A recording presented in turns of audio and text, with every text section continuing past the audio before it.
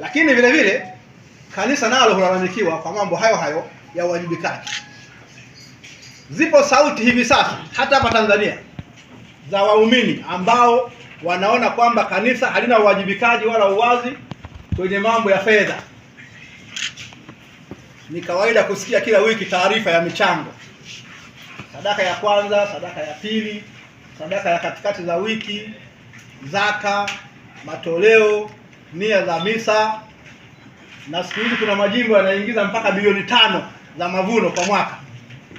Lakini nadra sana kusikia taarifa ya fedha hizo. Sasa wako Wakatoliki ambao wameanza kuhoji kwa chini, na sheria ya kanisa inataka taarifa ya fedha isomwe kwa waumini ambao ndio wanatoa fedha hizi.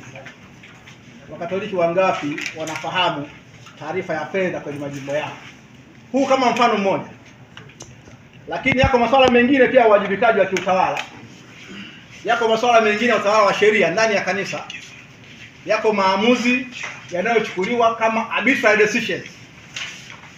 Mtu anahukumiwa bila kupewa taarifa ya maandishi kinyume na sheria. Mwanafunzi wa upadre anafukuzwa bila maelezo. Askofu anaondolewa kwenye nafasi yake bila maelezo. Na hakuna mtu anayehoji hatua hizi za ukiukwaji wa uwajibikaji ndani ya kanisa. Kwa maana hiyo basi, malalamiko haya iwe ni signal ya viongozi wetu wa kanisa kujitazama kwa ndani.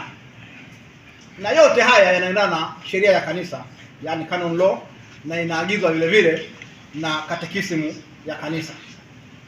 Kwa mantiki hiyo, kumbe kuuliza taarifa za kanisa, hesabu za fedha na mambo yote kama hayo ni kuendana kabisa na matakwa ya sheria ya kanisa inavyoagiza, na ni hatua za kulinda kanisa.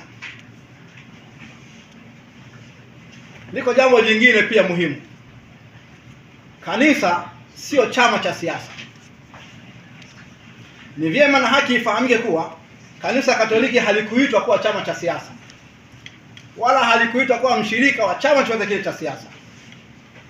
Na tukisema chama cha siasa hapa inamaanisha vyama vyote. Wala kanisa halikuitwa kuwa mshirika wa serikali au kuwa msemaji wa serikali. Kanisa limeitwa kuwaokoa watu, kuhubiri Injili na kutangaza habari ya wokovu.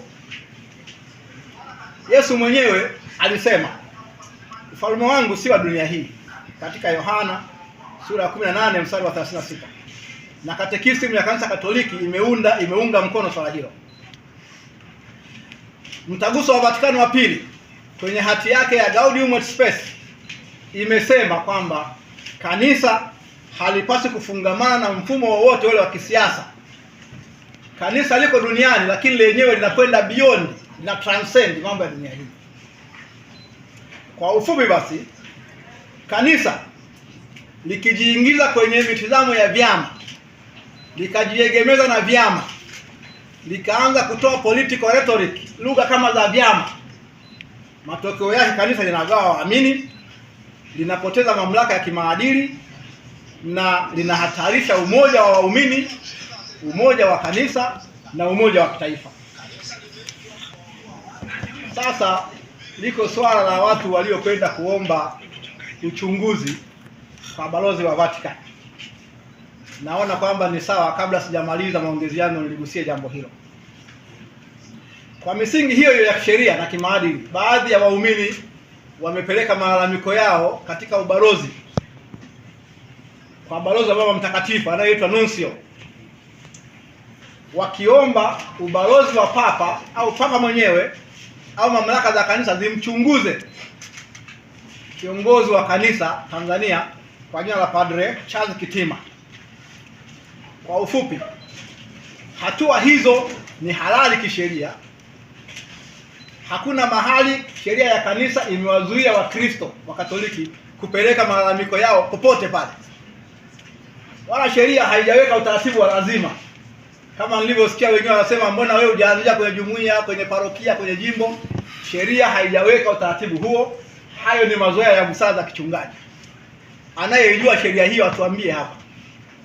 Kwa hiyo jambo hilo ni halali na la kisheria, na linaendana kabisa na utaratibu wa kanisa, na inalenga kulinda hadhi ya kanisa, na hatua ile sio uasi, bali ni utekelezaji wa kulinda maadili ya kanisa.